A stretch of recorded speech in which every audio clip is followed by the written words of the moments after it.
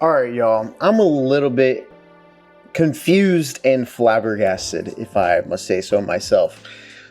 The new leaks of the Sony FX2 are out, and they've been out for a couple days. I've been seeing it surface up everywhere. And I wanted to just talk about it because I am a Sony lover. I am a Sony user. I use Sony FX30s, I've used Sony FX6, Sony FX3s, Sony A7S3, A7 III, all the above. And it's just a little bit confusing to me, and it almost feels like we're taking a step backwards. But I wanted to go over some of the specs and some of the leaked information about this upcoming camera, which is supposed to come out May 28th. And so the FX2, obviously you know the FX3. It's a great camera. It's a beast of a camera. And this is going to be a step under the FX3. And let's just talk about some of the specs here. Okay, so first of all, it's going to be priced around $3,500. I have an FX30. For the body, I paid about $1,700. It's a phenomenal camera. I don't need to take pictures, which is why I have an A7 III if I end up doing needing to take pictures at events or that kind of thing, or portraits. And so I have that, and I have a video camera that's great for literally, what is that? $2,000 almost cheaper than the FX30. It uses the same sensor. So the FX2 is supposed to use the same sensor as the A7 IV, the full frame. That would really be the biggest difference. I mean, the full frame sensor, I feel like the APS-C sensor on the FX30 is already plenty good. I don't see any need to go in between the FX30 and the FX3. It just doesn't make sense there. A few things.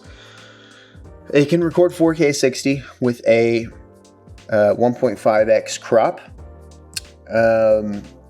which is, I mean, I believe that's what the A7 IV does. And so it's a 33 megapixel full frame sensor.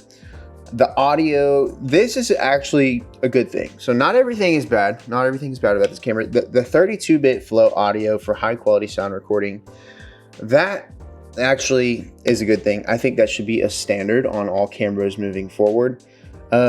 Something interesting, it's going to be coming with a tiltable EVF, a viewfinder.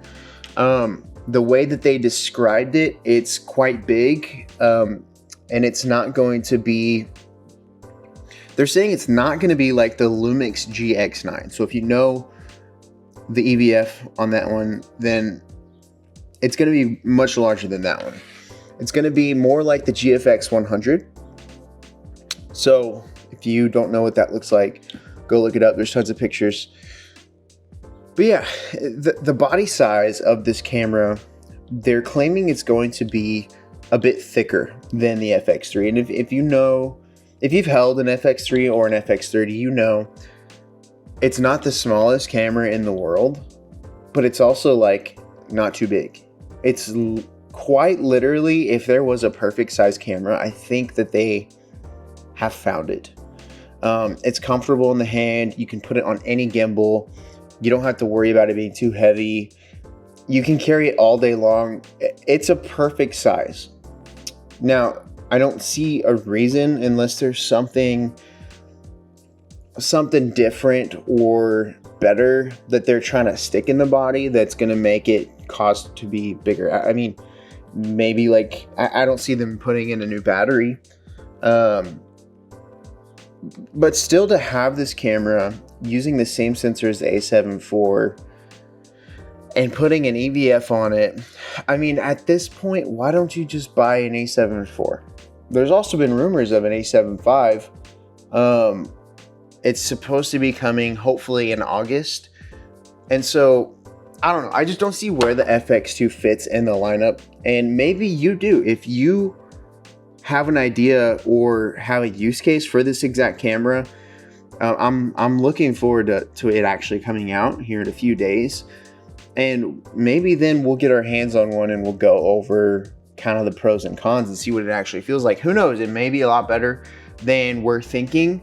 I'm a big fan of Sony stuff, like I said earlier, and so I'm not trying to hate on Sony. I'm not trying to hate on Sony and their stuff. I'm just trying to make sense of what's happening and their plans. And it's just weird because I'm not going to upgrade to an FX2 if the FX3 is available. And maybe they're just trying to do a revamp to, I don't know. Let me know in the comments below what you think. And we'll be hopefully talking about this more in the future. What cameras do you guys shoot on? Are you Sony fans?